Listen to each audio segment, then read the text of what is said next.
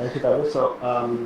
I apologize for not finishing my talk last time because subsequent to that, I realized that many of the things that I had planned to mention and which I will mention now were discussed by some of the other speakers like Aradhana, Rostam, and so on. And I thought maybe had I been able to give you like a brief intro, some of these concepts might have already been there in your head, and then upon reinforcement it could have improved. But anyhow, I suppose there's no harm in hearing them again, and hopefully by the end these points will be very clear. But also I have a lot of slides to cover, so I have still a fair few slides to cover in this tutorial, and I had also planned to initially give 2 hours of discussion on like a case study on the macaque brain network. We won't have time for the full 2 hours, but maybe if all goes well, we could have half an hour and then 1.5 hours. So we'll see what we can do. Okay, so just to begin where we left off. So the last time I had was just talking about the graph Laplacian for the purposes of finding components, right? Just to very briefly just recap that. So when you have an adjacency matrix, so suppose we have an adjacency matrix of a network like this, right? Essentially, to find the Laplacian is very simple. All you do is you first of all define the degree matrix, which just contains the degree along its diagonal and zeros elsewhere, right? That's as simple as that. That's the degree matrix. And you subtract the adjacency matrix from it, and that gives you the graph Laplacian. So one thing that you should notice about this is that if you take the sum across any of the rows, so the sum across any of the columns, it adds up to 0. Okay, and this is going to be very useful for the purposes of finding the components, right? So if you have if you have a matrix like this, all you have to do is just find the number of 0 eigenvalues, and that will tell you the number of connected components, right? So for example, for this case, you find that these are the eigenvalues, and you just have a single 0 eigenvalue, and sure enough this corresponds to a matrix with a network with just one component. For this network adjacency matrix, you find there are two connected components, two eigenvalues of degree 0 of eigenvalue 0, and that corresponds to 2 components. Sure enough that it does, right? Now, how does it work? So somebody was asking me this later. Well, I mean, by looking at these examples, it becomes clear, right? So basically, if you just multiply this matrix with just, let's just say, like an eigenvector which just contains 1, right? What will you get? You'll just get a column vector of all zeros. It's obvious, right? Basically, you just sum across all of them, you just get zeros, and so this eigenvalue will be 0, right? So it turns out that if for a network like this, if you have you can have one eigenvalue of 0 corresponding to an eigenvector of just once. What about a network like this? Well, you can have 2 possible eigenvectors, right? So you could have one of them which is ones over here and then zeros, right? So what would happen? So basically all of these would give rise to a bunch of zeros. These will remain zeros, so you just have a whole bunch of zeros, and you can have a 0 for the eigenvalue over there.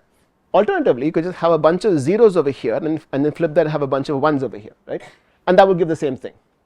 Now you could ask, okay, what if I just had ones? You could have just ones as well, but that's not linearly independent, right? So which means you just have 2 eigenvectors which give you an eigenvalue of 0, right?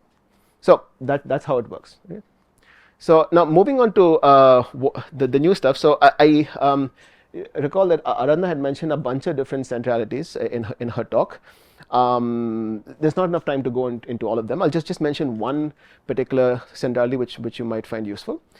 So suppose we consider a network like this, right? And we look at the table of all possible shortest paths between every pair of nodes in the network, right? So basically between 1 to 2, 1 to 3, 1 to 4, and so on. We look at all the shortest paths. So between 1 to 2, there's just 1 2, that's the shortest path. Between 1, 2, and 3, so between 1 to 3, well, there are 2 shortest paths. You can have a 1, 2, 4, 3, or a 1, 2, 5, 3. These are 2 shortest paths that exist. Okay, you can't have a path shorter than that. You can have longer paths, but you can't have a path shorter than that. and so on. So you can find what the other shortest path between every pair of nodes in the network. Now, the betweener centrality is just the extent to which, so it measures the extent to which nodes sort of control information flow or potentially act as a bottleneck. So basically, nodes that appear on the shortest paths of which connect other nodes. So what we do is, we to calculate the nodes betweener centrality, we just count the fraction of times it appears in the shortest paths connecting other nodes, right? So for example, what I've marked over here are nodes in red, the nodes that appear in the shortest paths connecting other nodes. So for these ones, there are no nodes in between. There is just a direct link 2 to 4, 2 to 5, and so on. But here, there are some nodes that lie in the shortest paths. So now what do we do? So this is the same table once again. So you can see 1 never appears in the shortest path connecting other nodes. So 1 just has 0 occurrences. Its betweener centrality is 0. The 2 appears here in connecting 1 to 3. It appears here and here, so it appears 2 times. So I will just say 2 by 2, right? So it 2 out of 2 times in the link between 1 and 3. It appears here, and then it appears here. So it appears here both times connecting 1 to 3. It appears here and here. So it totally 3 times. What about 4? 4 appears half the time connecting 1 to 3 and half the time connecting 2 to 3. So I'm just going to add a half from here and a half from here, okay? And then similarly 5 as well, half the time here and half the time over here, and it doesn't appear anywhere else. And then that's it, right? So then that gives you your betweener centrality. Sometimes people tend to normalize it, but essentially this is what you do, right? So just to give an idea, when people talk about something like betweener centrality, it just tells you how often or the frequency at which nodes occur in the shortest path connecting other nodes, and then that tells you something about how, as I said, how important the nodes are in terms of controlling information flow, right? Okay, so with that done, now I wanted to get to some what are called mesoscale features. Okay, so everything that we've discussed so far is right at the level of individual nodes, right? What are the properties of individual nodes, right? But what if we sort of take like a macro view, looking at the entire network, and then try to understand how what is the organizational structure of that network, right? So one very famous, widely used particular organizational structure was something that was proposed in 83, which is called the K-core. So a K-core is basically the set of nodes within which each node has k-links with each other, or at least k-links with each other. So there should be an at least k-links with each other. So for example, in this entire network, everyone has at least one link, right? So this one has one link, and everyone has one link. But suppose we now get rid of those that have only one link. Okay, so basically these blue ones have only one link. Unfortunately, I don't know if you can see, there's supposed to be like a little bit of a kind of a region which you can, is supposed to demarcate this. But anyway, but let's say we get rid of the blue ones, because blue ones have only one link. Okay. So now what do we have? So now we have only the 2s and 3s left. Okay. So you see that this 2, it initially its degree was 3, right? Because it had 1, 2 and 3. So why we marked it 2? Well, because once we have pruned the links with degree just 1, this now has a degree of 2, and in the next step it's gone, right? So in the next step this 2 is gone, and in the next step this 2 is gone as well, and then all we're left at the end is these guys, and these guys, as you can see, they all have a degree of 3. So this one, you see, actually it has a degree of 4 because it connects to this 2, but now the 2 is gone, right? So if you look at what's remaining, it has one link to here, one link to here, and one link to here. Okay, so remember, this is not the degree. This is basically the membership of which core it belongs to, right?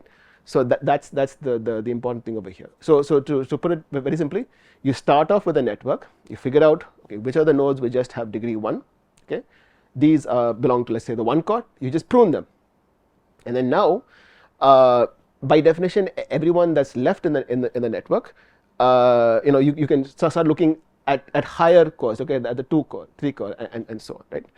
And by the way, this is like a kind of a recursive process, because once you prune one, you might find, okay, now there's one guy who's only has a link 1, so you prune that and so on. So you have to keep doing this process. So anyway, so this is just something which you might hear. So I just thought that it's worthwhile mentioning this. So the point is, once you keep doing this pruning process and you end up with this core. Yeah, so this is what's referred to as the core of the network, and the other nodes are what's referred to as the periphery, right? And another important thing is that the core, it need not necessarily be a single connected component. And here it is. Here actually it's just a single connected component. But it could happen that once you start pruning, you might find that the core is disconnected. Right? You might find there's some nodes over here, some nodes over here, and they don't have any connections between them, but they're still the core. Okay, so that's that. Now this is actually a very, very, very key property, which is going to be part of the next talk, which I'll hopefully get to shortly. So I will not define this in detail now, but I will just give you the basic idea. Okay, so now you have a complex network, right? And you want to say, okay, do there exist certain communities in this network? So what do we mean by a community? Well, I'm saying that a community is a group of nodes that tend to be connected to each other more than they are connected to nodes outside the community, right? So you have a stronger sort of density of connections inside the community than the density of connections outside the community. This is not a trivial thing to figure out. This is actually because, like in this example over here, you look, oh, it's very obvious. Okay, so you have these blue nodes over here, these and so on. It's very obvious, but it's not so obvious in reality. This is an example to sort of to illustrate the point like very clearly. So here you can clearly see that these blue nodes have a large number of connections within them, and very few connections outside, just 2 connections outside, right? And so on. There are a lot of connections within red and just a few connections outside. So this is like what sort of an ideal modular network is going to look like. But in reality, networks won't look as clean as this, but they may still have communities, right? And so first of all, they may have communities, and also there might not be a unique sort of community structure that exists. You could say that, look, I have observed this network, and I believe that suppose you put these nodes together as a community 1, these are community 2 and 3 and so on. If you now observe them, you will say, okay, so these tend to form a community structure because there's strong connections inside, weak connections outside. And I may come and say, no, that's fine, but you should reorganize it in this way, and this gives you a better way of organizing the nodes such that there's more connections inside, more connections outside. So how does one resolve this? So the point is, it's hard to figure out what is like the unique sort of decomposition, right? So the only way to really do this is to basically look at all possible combinations by which you can put these nodes into categories, right? And say and check every possible decomposition and say that, okay, this particular decomposition out of all possible decompositions shows me the most quote unquote modular structure, right?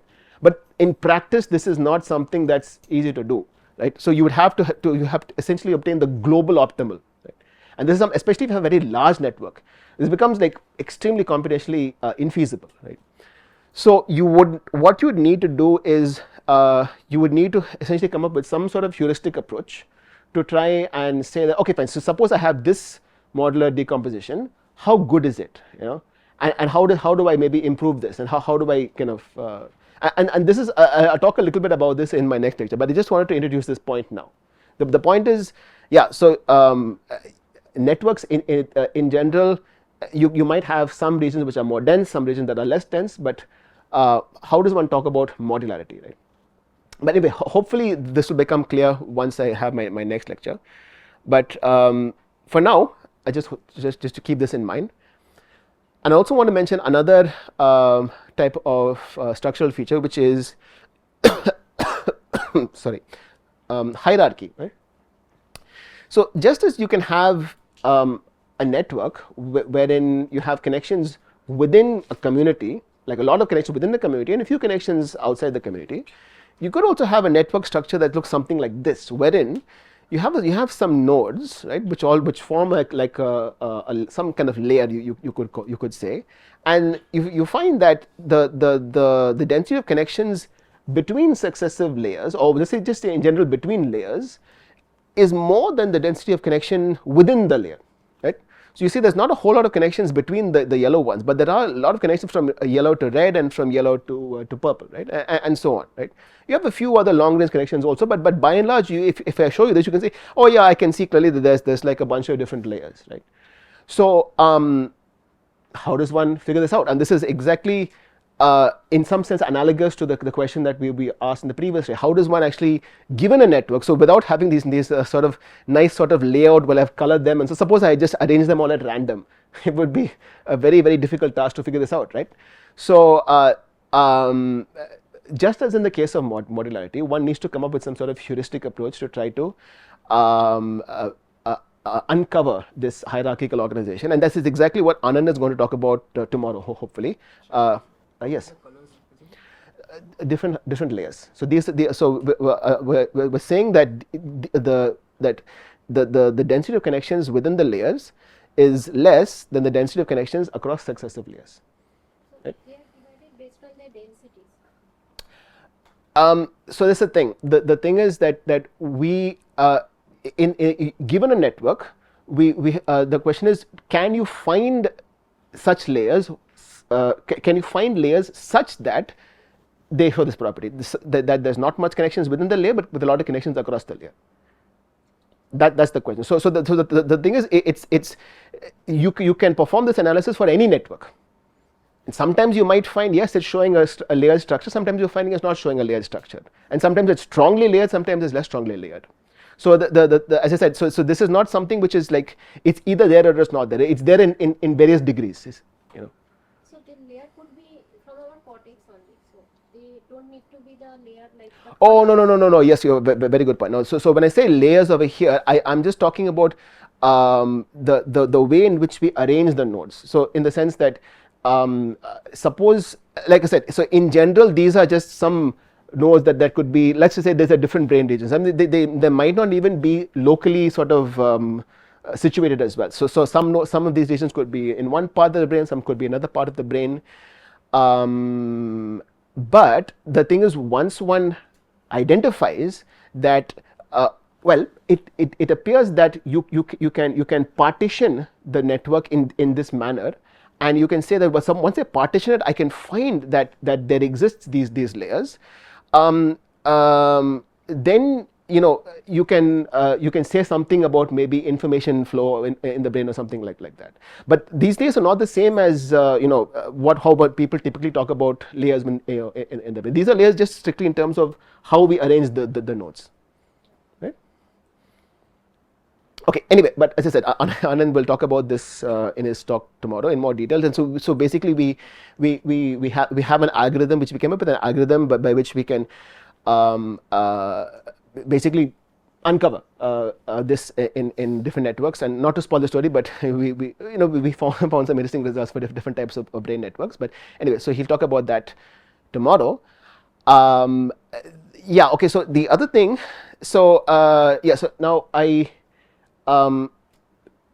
have thus far talked about node level properties. I've talked about like mesoscale level properties. But when you have real networks, right, so you could well say, all right, so let me just go ahead and study my empirical network and just extract information regarding the various node properties and links and so on, and so one can just do that, of course. However, sometimes it's useful to study random graphs, right? Why? Because random graphs help you to provide some null models against which you can test certain hypotheses, right? So suppose you have identified some key attributes of the networks, right? So say that, okay, fine, so I have a network with a certain average degree, right? Or I have a network with a certain type of certain number of modules, right? Then you have to ask the question to say that, okay, so suppose I know a network has a certain average degree and I know that this network is showing certain behaviors. Does that mean that all networks with these properties are going to show this behavior? Sometimes the answer may be yes, and sometimes the answer might be no, right? So that's precisely where you can use random networks. So you say that, okay, fine, so suppose we have a network that has these properties that are preserved from my empirical network. How close are my results to what I'm getting with the empirical network? And if it's close, well, and then you answer, then you know exactly what are the properties that are responsible for this. But if it's not close, then it means that there's something else. So there's some other property of the network that is responsible for this property, and then that is what needs to be identified. So that's the reason why one studies random graphs. Okay, so I will very quickly go through three types of generative null, what are called generative null models. So in the case, so Shatabra at the very beginning, he was mentioning, so he was talking about rewiring empirical networks, and I'll come to that. And I think that is actually for the purpose of brain network analysis the most useful type of null model. But just since this is part of an introductory lecture to complex networks, it's important to also talk about what are some of the most widely used null models in network science. And I'll explain why we may or may not want to use them for our analysis. So the simplest possible sort of null model that one can have is basically something that was proposed like a long time back in the late 50s, which is that suppose you have like a bunch of nodes colored in red. You just assign some random number between 0 and 1 to every potential link that can exist. Okay, so these are all the potential links that can exist. I assign a random number and I keep only those links that are less than some specified threshold, right? So for example, if my threshold is 0.6, then these are the only links that remain. If my threshold is 0.3, then these are the only links that remain, right? So simple as that. So that is what is known as the GNP model. And the graphs that you get from this model are referred to as Erdős-Rényi graphs. So you've heard a little bit about Erdős-Rényi in some of the talks, but that's basically what it is, right? You specify the number of nodes in your network, and you specify the probability at which the nodes are connected. Right? And as you can see, depending on your choice of an NP, you can also have like multiple connected components in your network. Right? This is just something that just occurs naturally, right? So suppose your P is not large enough, you're not going to have enough connections such that you have a fully connected network. You'll have multiple connected components, right? And one of the most important properties of this network is that its degree distribution, which is basically the probability that some randomly selected node has a degree k, is a binomial distribution, right? And since I don't have a whole lot of time, I'll not go through the details of this, but as you can see, and the slides will be up, so you can go through this later, and you can of course talk to me. But yeah, so without going through every one of these points step by step, you can actually show, like, it can actually be seen very simply how you can get a binomial distribution through the simple assumptions of the Erdős-Rényi model. And furthermore, suppose you take the limits n going to infinity and having np as a constant. I mean, this is well known from a binomial distribution. You can get a Poisson distribution, right? So basically, for a very large networks, for a very large Erdős-Rényi networks, I should say, you find that the degree distribution can be approximated by a Poisson distribution. Now, why is it important to state these facts that they're binomial and Poisson? And the reason is because in reality, brain networks, so this may be very good for some types of phenomena that you want to study, but in the case of brain networks, it might not necessarily be the best idea, because this is typically not what you observe. If you study, if you have a connectome data and you're looking at this degree distribution, you may find that, okay, so suppose I look at the probability that a given region has a certain degree, a certain number of connections, and I obtain the distribution, I may say, okay, is it Poisson? No, not really. So it's something else, right? So for this reason, this particular type of generative null model, as sort of very nice as it is not necessarily your sort of go-to model for generating for studying brain networks, but it is important to know about. Okay. The other one which Rostam had mentioned yesterday is the Watt-Strogatz networks, Watt-Strogatz networks. So the idea here is extremely simple. So suppose you have a regular graph, right? So you have a number of nodes which are all connected in some lattice. So essentially, this is essentially a lattice. It's a 1D lattice in the shape of a ring. It's a regular structure. Every node is connected to a number of its neighbors. So this is connected to one on the left, one on the right, and then one over here and one over here. Basically, two on the left and two on the right. But you can start off with any type of regular lattice. You can start off with a square lattice as well. It doesn't, it shouldn't matter what type of regular lattice you start with. You just start with some type of regular lattice, right? But they did it with this because it was easy for them to sort of state their formulation, which is that suppose you start off with a lattice like this, and then you sort of just go around in like a kind of a clockwise sort of manner. You just cycle through each node and you just consider the links on the right side, basically. So you have exactly some number of same links on the left and the right. You just consider the ones on the right, and then you just randomly rewire them with some probability p, whilst avoiding self loops and duplicate links. You just have to make sure that you avoid that. But the point is you can just rewire them. So depending on the value, so only one parameter p. So depending on this value of p, you can get like subtle deviations from this regular lattice. You see over here, you have some slight deviations from the regular structure, and of course as p approaches 1, everything gets sort of rewired, right? So this is a completely random graph over here. So somewhere in between are what's called small world networks, right? Essentially these are networks that have I'm sorry, the properties of regular graphs as well as some properties of random graphs. Which properties? Well, suppose you study the average path length. So remember we talked about the average path length a while back, and the clustering coefficient, which we also talked about. These are two very simple measures, and you just track them as you're changing p, right? So when p is 0, it's a regular lattice, and as p approaches 1, it's a random graph.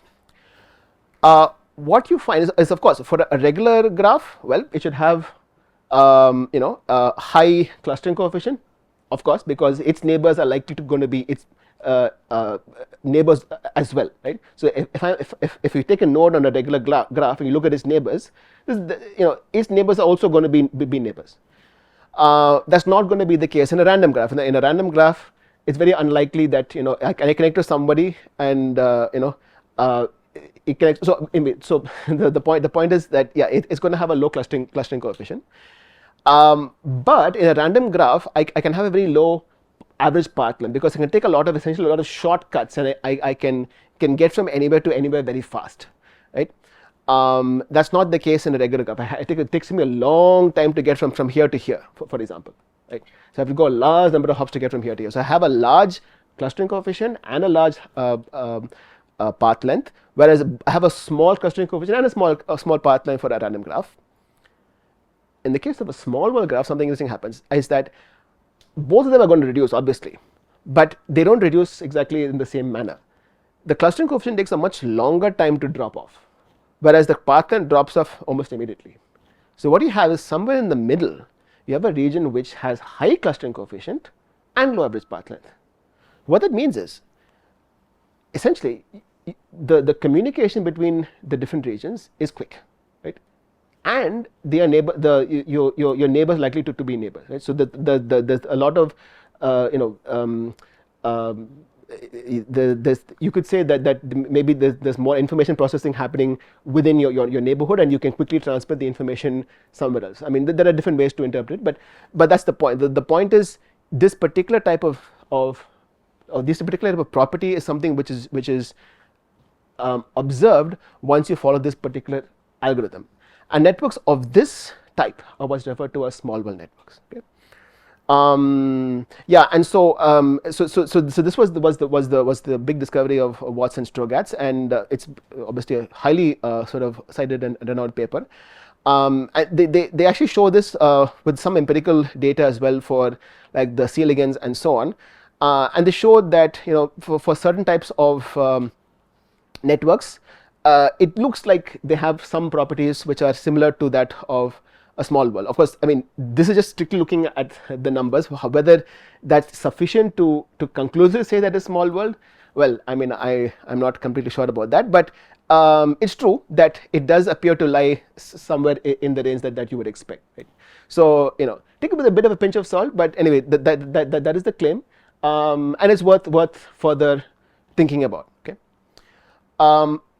Okay, but the other thing, so while all this is all well and good, and there is some evidence that it's possible that at least some connectomes might have some solvable properties. The fact is, in terms of its degree distribution, it's still a little bit difficult to control, because you see here, okay, let's look at this. In this case, the degree distribution is going to be like an Erosh-Sheney distribution, right? Because this is just purely a random graph, which means that it will be binomial or Poissonian in the limit of large n, and this is just going to be a delta function, right? So which means that you just have a single peak at one value of k. K is basically your degree. If you have everywhere else, it's 0, and here it becomes 1, because you just have this, a single degree is possible. This will be somewhere in between. So you take a delta function, you start to widen it slightly, right? And then you keep widening it, eventually you'll end up here. So whether or not such a distribution is reminiscent of what you would see in connectomes is, I think, is a bit questionable. But yeah, so which is why, I mean, perhaps it's not widely used to study brain networks, but it is interesting. It is something that is worth thinking about, especially in the context of connectomes. Okay. But cool. Anyway, so that was the second one, and the last one. Oh, sorry, I just wanted to. Okay, so these are just a couple of slides just to talk about small world networks in have an intuitive understanding of small world networks. So this is just from a short story, a Hungarian short story, where someone talks about he wants like a car from somewhere, and he basically says, oh, I know somebody who knows somebody who knows somebody who knows somebody, and voila, I have my car. Basically. And so this is where the quote six degrees of separation comes from. It comes from a play written by this playwright, and so yeah, he just talks about it's a similar idea. Somebody who knows somebody who knows somebody who knows somebody. And then I mean, within 6 steps, you can cover everybody in the planet, basically. So this is the reason why. I mean, these ideas have been around for a long time. Since this is the 1920s. So the thing is, like, yeah. So this is the reason why. Small world networks actually became very. I mean, it gained a lot of traction because of these kind of confluence of ideas, and of course the one can't forget the 6 degrees of Kevin Bacon. Please tell me you know Kevin Bacon. Okay, few people. Thank you. The last time I showed it, nobody. I'm still feeling really old. Okay. Yeah, so you can do the. I mean, so again, this is just for fun. I mean, people have found that starting off with him, within a few hops, you can basically cover almost every actor in Hollywood. Now, there's nothing special about him specifically. It's just I mean, it's people just happen to chance upon this, but it's more indicative of like the underlying like contact network. You just start somewhere, and within a few hops, you get to basically everywhere else, right? And then similarly, this is something which I guess many of you may know about, which is the Erosh number, which is the collaboration distance that you have between a given author and Paul Erosh. Right? So I collaborate with this person. I have a paper with this person. I have a paper with this person. And how many steps do you need to get to reach Erosh? All right. So anyway, so that's just with regards to small world networks. This is the last generative null model that I like to mention. Which is also mentioned in a couple of the talks, which is the model of Barabashi and Albert, and also there was some work done much earlier by Derek de Solla Price, which is similar in spirit. So I thought I should mention him as well. So basically, in this model, you sort of what makes it different from the previous models is that you keep adding nodes to your network, and the connections of these new nodes are going to be proportional to the degree of the existing node. So for example, I start off with a certain number of nodes, let's say 2, and then I add a new node and I connect it to a specified number of nodes, let's just say 2, okay. But the probability of connecting it to a given node is basically going to be connected related to its degree. So suppose it has a degree k, I just divide that by the total degree, and basically I just normalize that. So that gives me my probability. So if suppose a node already has a high degree, it's going to give me a high chance that I connect to it, right. So for example, if you notice what tends to happen is over time, nodes that already have a high degree are going to get an even higher degree, and whereas the nodes with a low degree, they take a long time to sort of to increase the degree. So basically you have a sort of a starter's advantage. So those who already start with a high degree are going to over time get an even higher degree. Now the reason why they do this is because what this leads to when you look at the degree distribution is this very nice form, which is basically I mean, so if you this is like just a schematic to show. If you just plot the degree distribution in log scale, you'll find that essentially it's just a straight line, right, or close to a straight line, and this is basically a power law, right. So networks that show these type of properties are what's called scale free networks, and there's a lot of discussion as to the applicability of scale free networks in various different fields. So there was a lot of excitement about this for some time. There is still an open question as to the extent to which you can apply this in the case of brain networks, and primarily because of the fact that for it to truly be like scale free, it needs to span several orders of magnitude, right. Which in the case of brain networks, it only spans like 1 or 2 orders of magnitude. So that's a bit of a problem. But anyway, so I just thought I will mention this as well, and just for some homework, you can see if you can. I mean, it's all given. It's all there for you. And unfortunately, due to lack of time, I'm not going to be able to work through all the steps. But you can show using just the same sort of the assumptions that are given over here, that you can actually derive a power law for your degree distribution, and it has an exponent of 3, right. So this can be shown rigorously, and this is the point I want to make, right? Okay, but anyway, so as I said, so that is we will not consider any further, but I just wanted to introduce the 3 different types of generative null models.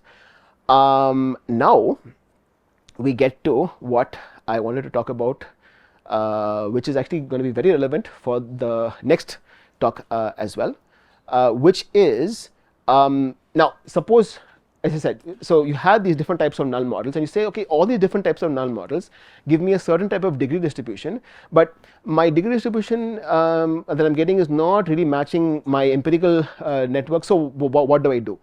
Well, there's something very simple that you can do, which is that you just take your empirical network and then you randomize it. That's the idea, right? And you randomize it in a way that you preserve some properties of that network, okay. So one of the most widely used sort of null models, so these are basically null models from rewiring, okay. That's what makes these different. So we don't just start off with some nodes, just give it some probability and so on. We start off with an empirical network, right. We take our data and then we rewire it, okay. And so this particular technique that I'm talking about over here was introduced by Maslov and Sneppen, and this is what's called a degree preserved rewiring. So what we do is, so we let's just say that you have, okay, so basically just quickly, the colors here just correspond to the degree. It's not super important, but let's just say that I have 2 connection layers. I have A, B, C, D, okay. So I'm just going to select at a given step, I'm going to select 2 edges, A, B and C, D, okay. And since I'm going to be selecting them at random, there's a chance I could also select A, B and AC, right. I could, because I'm just going to select them at random. Suppose that AC existed. Here it doesn't, but it could exist in principle, right. But so I have to first make sure that they are distinct nodes. So that's the first thing I need to check, right. And also I need to check that neither the links A, D or B, C exist. I have to check that that is not the case. And if that's not the case, then I just simply break these two links and then add these two other links, right? And if these conditions are not satisfied, then I just ignore this and I just select two new random edges. And the whole procedure I perform a very large number of times. Okay, so maybe several hundreds of times the total number of links. So you just keep running it large number of times, and then until you're completely sure that you've cycled through all of the links and rewired it thoroughly, right? So what does this lead to? So if you notice this, so the reason actually now you see why I added the colors, because you see it's not changed the colors at all, which means it's not changed the degree at all, right? The degree of all the nodes are completely the same. Only thing that's changed is the particular sort of way in which the connection is. So instead of A going to B, it's gone here to D. Instead of C going to D, it's gone to B. That's it, right? So this has actually changed things, like for example, the shortest path going from here to here, right? So now previously I had to go from 1, 2, 3, 4, 5. Now I can go 1, 2, 3. So it's changed that, but that's fine because we weren't trying to preserve that. Right? We were only trying to preserve the degree. So we said, okay, if the degree is what's important, then whatever results I get with this network, I should get with this network as well, right? But if I don't, then it could be something else. It could be maybe because I'm not preserving some other features of this network which are now lost in this network. So it helps me sort of identify what could be the reasons for why I see what I see with this network. And as you can imagine, this is going to lead you to like very large number of possible randomized networks, and I'll talk about that in a couple of slides. But this is a very versatile process, because from this I can just create a huge number, especially if I have a large network. I can create a huge number of essentially surrogate networks, and I can do my analysis on all the surrogate networks and say, okay, I've done my analysis on say 1,000 surrogate networks, and in all these cases these are the results I get. So I have enough statistics to make some sort of claim about whether or not a network with these preserved properties is going to show a certain behavior. And I'll also just mention, although this was not in their paper, but this is something which actually we do in our paper that I'll talk about in the next slide, which is that suppose let's just say that we have identified the modules, and how do we identify the modules? I'll come to that next time. Just be patient. But let's just say that we have identified the modules, right? Well, you can also in principle try to preserve that information, right? Now, okay, so you might not be able to preserve the modules themselves, in the sense like you might not be able to ensure that the modules don't change, because when you're going to rewire a network, that by definition is likely going to change the the local properties of a given node, which could well change the modularity. So the module structure. So obviously you cannot preserve that. What you can preserve is the density of connections within that module. The eventual network might have a slightly different modular structure, but at least I have tried to preserve the density of connections within that module. So for example, let's just say that I have A to B and C to D, okay, and let's just say that okay, so first I'm going to say that I'm going to check that they're all distinct nodes. I have to check that, and I also have to check that A and C are in the same module and B and D are in the same module. If not, then this is not going to work, okay, because then I'm going to be mixing between modules. I have to make sure that my two nodes are in the same, two of the nodes are in the same module, two the other nodes are in the same module. If this is also satisfied and the links AD and CB do not exist, then I can rewire them like this, okay? Otherwise I have to take a new pair. And remember, we're going to do this millions of times, so it's fine. We will eventually sort of find pairs that satisfy this, right? So you can see what's happened over here. What's happened over here is, okay, of course we have changed the links, and so that's happened, but the degree has not changed. So A still has the same number of links, C has the same number of links, and so on. But also we have not changed the number of links that exist within the module. So basically, or even across the module. Basically, the number of links going from say blue to yellow have not changed. I had 2 before, and I still have 2 now. Right? So I've preserved that. So so the module densities essentially are going to be unchanged, at least with respect to my original partitioning. So the reason why I'm hedging my statement so heavily is because, as you will see in the next lecture, module detection is a very tricky sort of thing, and it's hard to say that okay, these are the modules, because as you change things, modules they keep fluctuating. So but the point that I just wanted to make is that you can also you can decide what it is that you want to try to preserve. So you can follow a procedure like this, where you say I'm going to preserve these properties and then rewire it accordingly, and then come up with your surrogate network. Yes. Is a modular network or a random? In this case, it's a modular network. Random. No, modular. So now after rewiring, the modularity is gone. Okay. Okay. So this is actually a very important point that you raised. Now you do not necessarily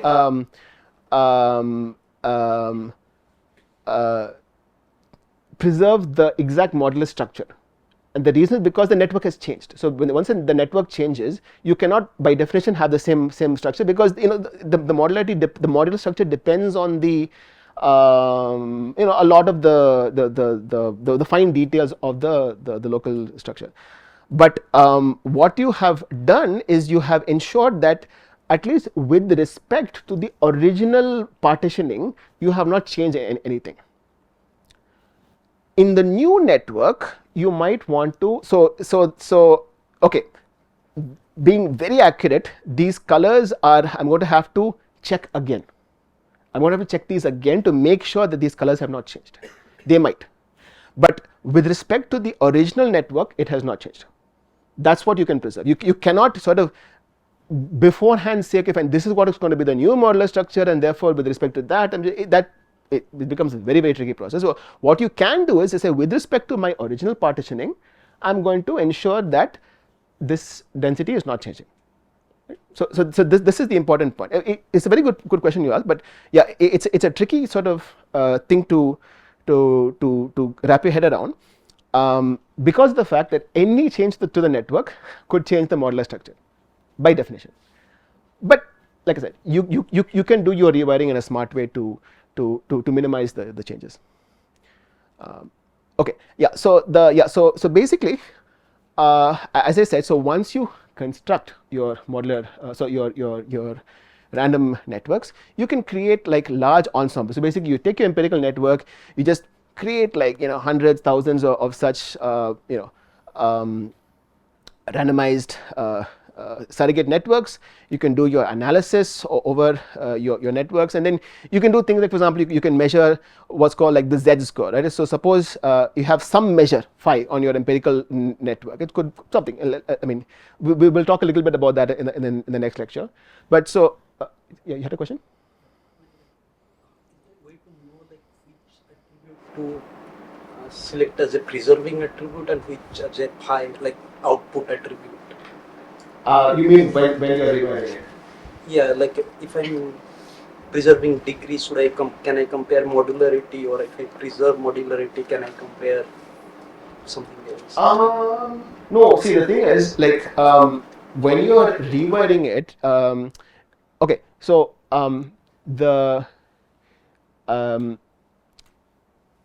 typically the kind of property that you're measuring on the network is it's not some node level property. It's typically could be related to maybe some process. Maybe there's some spreading process on the network, or something like that. Maybe you're studying like the time scale at which some event is happening, or so on, right? So you're studying some network level property, right? So and that depends very much on the question that you're asking, right? So what you can do is say that with the empirical network, once I'm looking at my network level property, I get something, and then do this same thing for all my random networks, and then I can say, okay, fine, how unique is my measured property on my empirical network with respect to what I would get had it been purely random, right? So suppose this is close to 0, it means that really whatever I'm seeing, I could have well taken a random network with the same properties and I would get more or less the same measure. That's what it's telling you, right?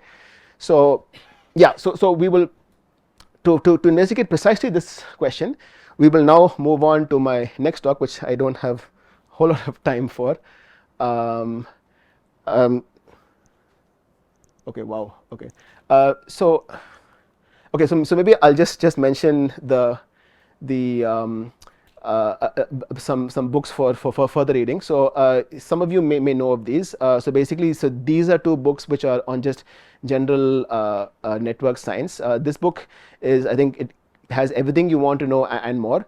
So definitely do check this out. And this one, I think, if you're more like a beginner to network science, I think this is a good place to start as well.